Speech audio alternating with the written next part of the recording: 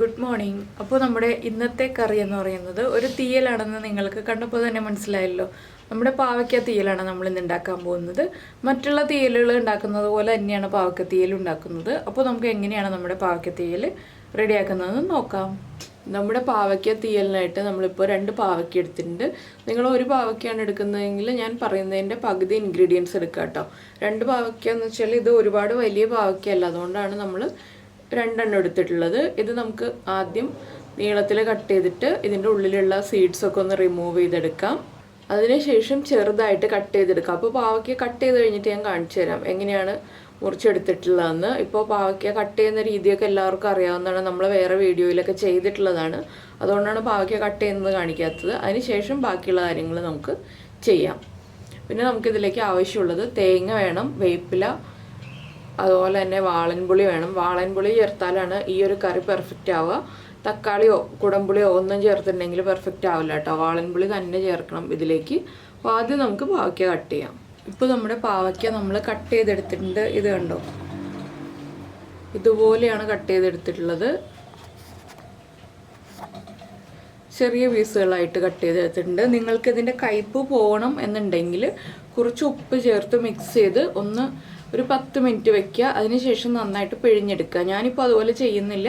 എന്താണെന്ന് വെച്ചാൽ കുറച്ച് കയ്പ്പുണ്ടെങ്കിലും കുഴപ്പമില്ലാത്തതാണ്. ഇത് വൈറ്റ് പാവയ്ക്ക ആയതുകൊണ്ട് ഒരുപാട് കയ്പ്പുണ്ടാവില്ല, അതുകൊണ്ടാണ് ഞാൻ അങ്ങനെ ചെയ്യാത്തത്.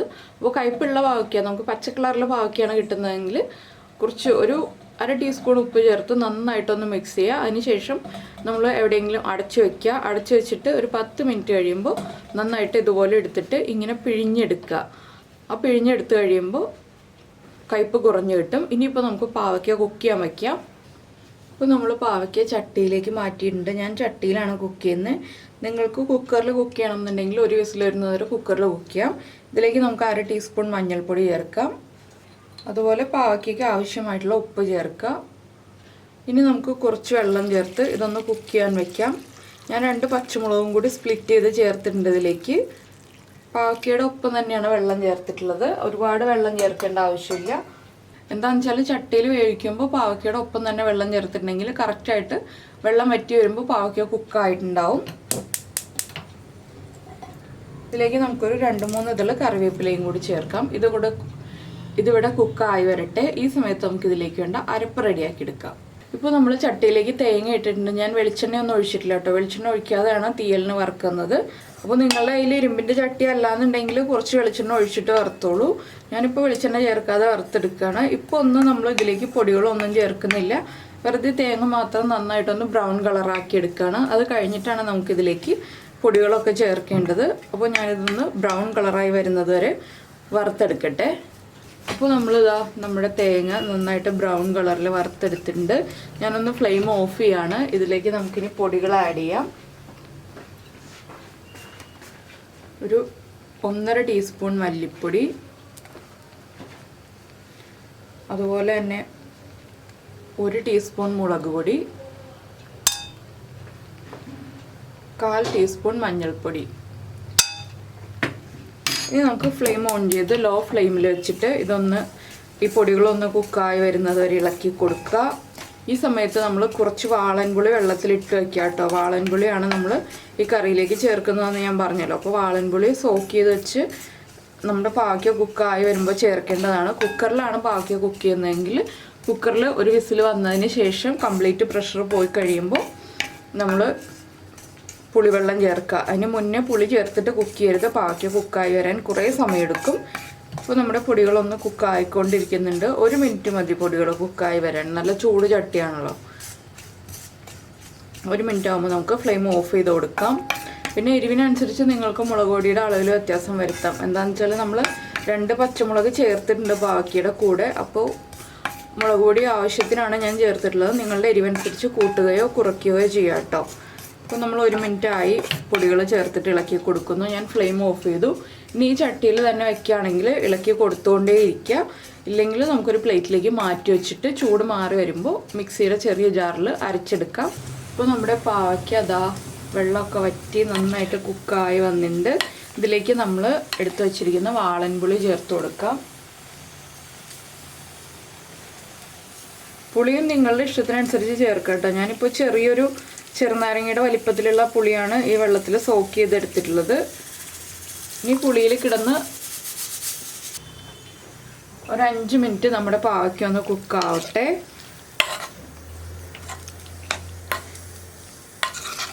പാവയ്ക്കയിലേക്ക് ആ പുളിയൊന്ന് പിടിക്കണം, അത്രേ ഉള്ളൂ. ഒരുപാട് പുളിവെള്ളം ഞാൻ ചേർത്തിട്ടില്ല, കുറച്ച് പുളിവെള്ളം ചേർത്തിട്ടുള്ളൂ. ഇത് മതി. നമ്മുടെ പാവയ്ക്കയ്ക്ക് ആവശ്യമായിട്ടുള്ള പുളി ചേർത്തിട്ടുണ്ട്. ഇതൊന്ന് പിടിച്ചു വരട്ടെ, നമുക്കൊന്ന് അടച്ചു വെച്ച് കുക്ക് ചെയ്തെടുക്കാം. ഇപ്പോൾ നമ്മുടെ പാവയ്ക്കയിലേക്ക് പുളിയൊക്കെ പിടിച്ച് ആ പുളിയുടെ അളവൊക്കെ കുറഞ്ഞു വന്നിട്ടുണ്ട്. ഇനി നമുക്കിതിലേക്ക് അരപ്പ് ചേർക്കാം. ഞാൻ ഇതുപോലെ അരച്ചെടുത്തിട്ടുണ്ട്. ഞാനിപ്പോൾ വെള്ളം ചേർക്കാതെയാണ് അരച്ചെടുത്തിട്ടുള്ളത്. നിങ്ങൾക്ക് വെള്ളം ചേർത്തരയ്ക്കണം എന്നുണ്ടെങ്കിൽ വെള്ളം ചേർത്തിട്ട് അരച്ചെടുക്കാം കേട്ടോ. അതാണ് ഞാൻ ആദ്യമേ പറഞ്ഞത്. ഇങ്ങനെ അരച്ചെടുക്കാൻ കുറച്ച് ബുദ്ധിമുട്ടുണ്ടാവും. അപ്പോൾ വെള്ളം ചേർത്തരയ്ക്കുകയാണെങ്കിൽ എളുപ്പത്തിൽ അരച്ചെടുക്കാം. ഇനി നമുക്ക് ഈ അരപ്പ് നമ്മുടെ പാവയ്ക്കയിലേക്ക് ചേർത്ത് കൊടുക്കാം.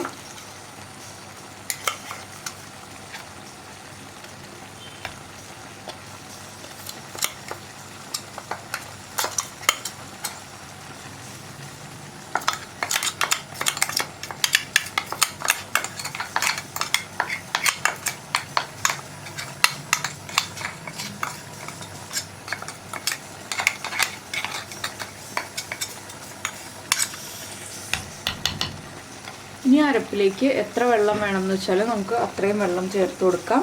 ഞാൻ ഒരുപാട് വെള്ളം ചേർക്കുന്നില്ല, കുറച്ച് വെള്ളമേ ചേർക്കുന്നുള്ളൂ.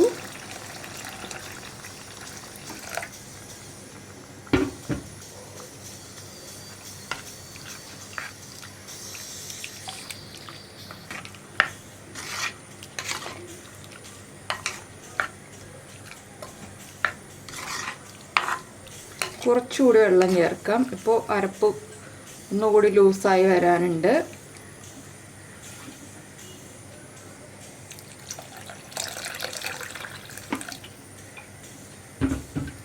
ഇനി അരപ്പൊന്ന് നന്നായിട്ട് തിളച്ച് വരട്ടെ, അതുവരെ നമുക്ക് വെയിറ്റ് ചെയ്യാം. ഇപ്പോൾ നമ്മുടെ അരപ്പൊക്കെ ചേർത്ത് കറി തിളയ്ക്കാൻ തുടങ്ങിയിട്ട് ഒരു 2 മിനിറ്റ് ആയി. കറി പാകത്തിനായി കഴിഞ്ഞു. ഇനി നമുക്കിത് ഇറക്കി വയ്ക്കാം. ഇതിലേക്ക് വറവ് ചേർക്കാം. നിങ്ങൾക്ക് ഇത്രയും ഗ്രേവി വേണ്ടാന്നുണ്ടെങ്കിൽ കുറച്ചുകൂടി വറ്റിക്കാം കേട്ടോ. ഇതാണ് കറക്റ്റ് പാകത്തിലുള്ള ഗ്രേവി. എന്താണെന്ന് വെച്ചാൽ നമ്മൾ ചോറിൽ ഒഴിച്ച് കഴിക്കുമ്പോൾ ആവശ്യത്തിന് ഗ്രേവി ഇല്ലാന്നുണ്ടെങ്കിൽ നമുക്ക് കഴിക്കാൻ ബുദ്ധിമുട്ടായിരിക്കും. നമ്മൾ തീയൽ എന്ന് പറയുമ്പോൾ കുറച്ച് ലൂസായിട്ടുള്ള ഗ്രേവി ഉള്ള പാകത്തിലാണ് ചെയ്യുക. അപ്പോൾ നന്നായിട്ട് എണ്ണയൊക്കെ തെളിഞ്ഞു വന്നിട്ടുണ്ട്. ആ തേങ്ങയിൽ നിന്നുള്ള എണ്ണയൊക്കെ തെളിഞ്ഞു വന്നിട്ടുണ്ട്. നമുക്കിത് മാറ്റി വെച്ചിട്ട് വേറെ പാൻ വയ്ക്കാം. ഇപ്പോൾ നമ്മുടെ വെളിച്ചെണ്ണ നന്നായിട്ട് ചൂടായിട്ടുണ്ട്. നമുക്കിതിലേക്ക് 1 ടീസ്പൂൺ കടുക് ആഡ് ചെയ്യാം. കടുകൊന്ന് പൊട്ടി വരട്ടെ.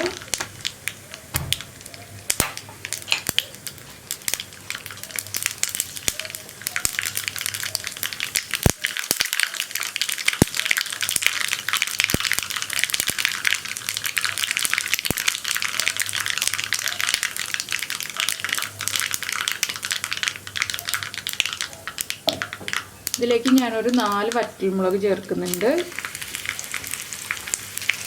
അതുപോലെ തന്നെ കുറച്ച് കറിവേപ്പിലയും. ഒന്ന് നന്നായിട്ട് കുക്കായി വരുമ്പോൾ നമുക്കിത് നമ്മുടെ കറിയിലേക്ക് ആഡ് ചെയ്യാം.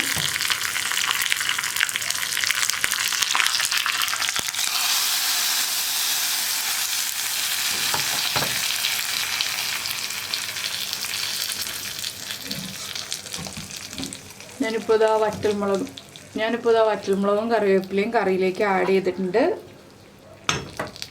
നമുക്കൊന്ന് ഇളക്കി മിക്സ് ചെയ്തെടുക്കാം. 1 മണിക്കൂർ കഴിയുമ്പോൾ കറി ഉപയോഗിക്കാം. എന്താണെന്ന് വെച്ചിട്ടുണ്ടെങ്കിൽ ഇതുപോലെയുള്ള തീയലുകളൊക്കെ ഉണ്ടാക്കിയിട്ട് കുറച്ച് സമയം ഇരുന്നാലാണ് കറക്റ്റ് ആവുക ടേസ്റ്റ്. ചൂടൊന്ന് കുറഞ്ഞു വരുമ്പോഴാണ് ടേസ്റ്റ് കറക്റ്റ് ആവുക. അപ്പോൾ ചൂടൊന്ന് കുറഞ്ഞു കഴിയുമ്പോൾ നമുക്ക് തീയൽ ചേർത്തിട്ട് ഊണ് കഴിക്കാം.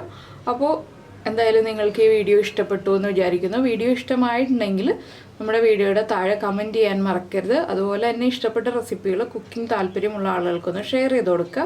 പിന്നെ നമ്മുടെ ചാനൽ ആദ്യമായിട്ട് കാണുകയാണെങ്കിൽ നമ്മുടെ വീഡിയോ പ്രസൻറ്റ് ചെയ്യുന്ന രീതിയൊക്കെ ഇഷ്ടമായി എന്നുണ്ടെങ്കിൽ നമ്മുടെ ചാനലൊന്ന് സബ്സ്ക്രൈബ് ചെയ്യുക. സബ്സ്ക്രൈബ് ചെയ്യുന്നതിന് ഈ വീഡിയോയുടെ താഴെ കാണുന്ന റെഡ് സബ്സ്ക്രൈബ് ബട്ടൺ ഒന്ന് ക്ലിക്ക് ചെയ്യുക. അതിൻ്റെ റൈറ്റ് സൈഡിലുള്ള ബെൽ ഐക്കൺ ക്ലിക്ക് ചെയ്യുക. അപ്പോൾ ഓൾ എന്ന് പറഞ്ഞിട്ടൊരു ഓപ്ഷൻ വരും.